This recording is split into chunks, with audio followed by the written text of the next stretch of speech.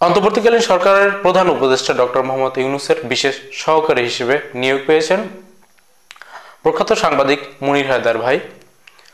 শেখ হাসিনার অপশাসন দুঃশাসন নিয়ে শুরুর দিক থেকে যে কজন মানুষ কথা বলে আসছেন তাদের মধ্যে এই মুনীর হায়দার ভাই অন্যতম। আমাদের এই শেখ হাসিনা বিরোধী দীর্ঘ লড়াই সংগ্রামে তার বড় অবদান রয়েছে। অভিনন্দন মুনীর হায়দার ভাইকে এই ধরনের একটা পজিশনে আসতে পেরেছেন সেজন্য, বা অন্তর্বর্তীকালীন সরকারকেও ধন্যবাদ জ্ঞাপন করছি যে ওনার মতো একজন মানুষকে অন্তর্বর্তীকালীন সরকারের প্রধান উপদেষ্টার বিশেষ সহকারী হিসেবে নিয়োগ দেওয়া হয়েছে সেজন্য। বর্তমানে তিনি নিউ ইয়র্কে রয়েছেন, খুব অল্প সময়ের মধ্যেই বাংলাদেশে আসবেন এবং এই দায়িত্ব তিনি গ্রহণ করবেন। যাই হোক, এখন এখানে একটা ছোট্ট আলাপ আসছে, সেটা হচ্ছে শেখ হাসিনার ইতিপূর্বের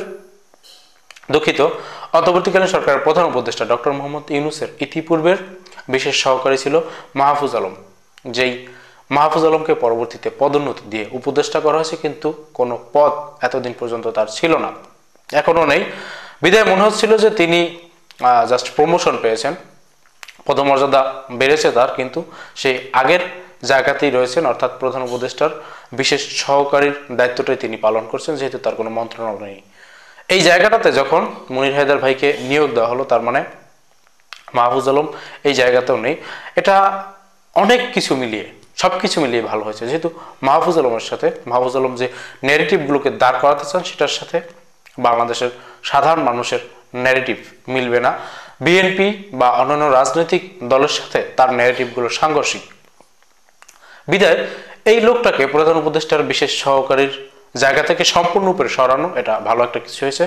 আর মুনীর হায়দার ভাইকে নিয়োগের মূল যে উদ্দেশ্য সেটা বুঝতে পারছি, যে জাতীয় ঐক্যমত গঠনের জন্য বিভিন্ন রাজনৈতিক দলের সাথে লিয়েজো করার ক্ষেত্রে তাকে ব্যবহার করা হবে, এই জন্যই তাকে নিয়োগ দেওয়া হয়েছে। এখন এখানে তাহলে আরেকটা প্রশ্ন আসে যে এই ঐক্যমতের আলাপটা দীর্ঘদিন যাবৎ চলছে, এটার জন্য ওনাকে কেন নিয়োগ দেওয়া হয়েছে? একটু ফিসফিসে আমরা শুনতে পাচ্ছি যে আবারও সেই জাতীয় সরকারের পথে হাঁটতে যাচ্ছে সরকার। এখানে একটা চক্রান্ত রয়েছে। চক্রান্তর কথা বলছে এই কারণে যে শুরুর দিক থেকে জাতীয় সরকারের কথা বলা হচ্ছিল, বিএনপির আপত্তির কারণে সেটা হয়নি।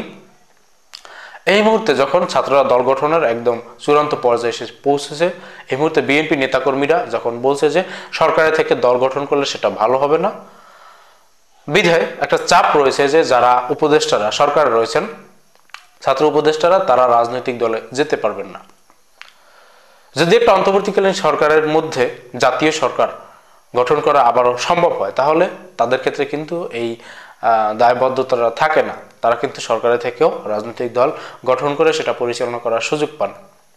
এই কারণেই হয়তো মুনীর হায়দার ভাইকে নিয়োগ করা হয়েছে বিভিন্ন রাজনৈতিক দলগুলোর সাথে আলাপ আলোচনা করে জাতীয় সরকার গঠনের জন্য ঐক্যমত গঠন করা। তিনি কতদূর সফল হবেন সেটা এখন দেখার বিষয়।